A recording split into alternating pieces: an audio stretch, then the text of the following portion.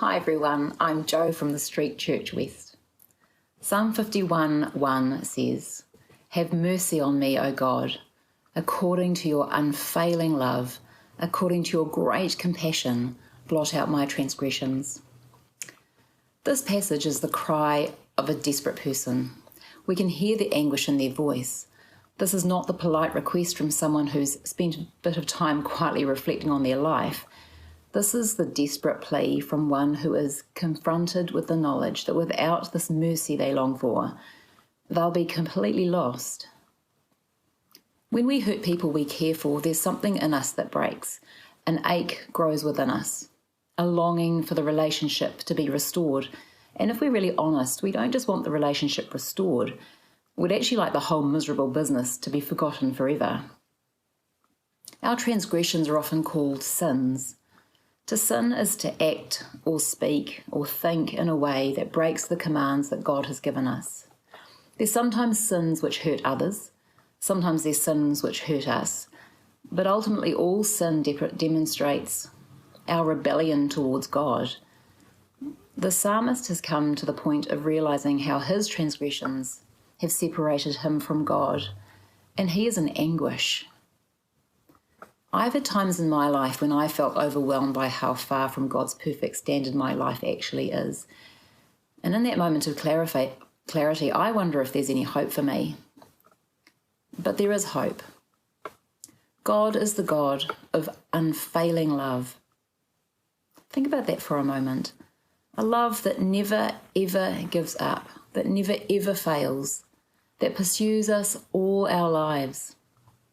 This is a love that didn't wait for us to be perfect or wait for us to be lovable or forgivable, but loved us when we were in the mud and grit and grime of our mistakes, and through his precious, perfect Son Jesus, offered in exchange our filth and shame for Jesus' righteousness.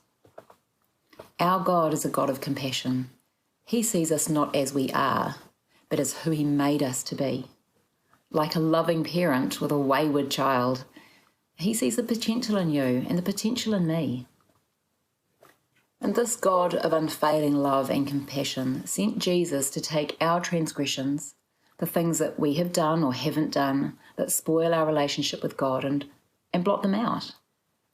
I love this image. It's forgiveness, but it's so much more. It's not just the issue is dealt with and we can all move on, but it's wiped away.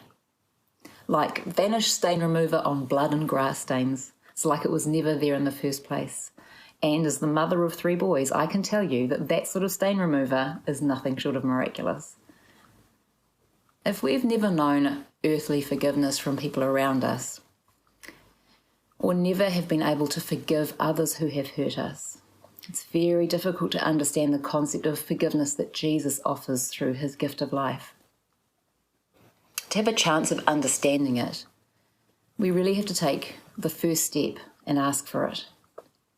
Have mercy on me, O God, according to your unfailing love, according to your great compassion, blot out my transgressions. John 15:13 says, "Greater love has no one than this, to lay down one's life for one's friends."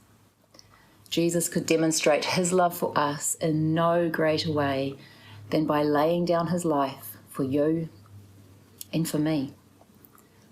This gift means that we can be washed whiter than snow.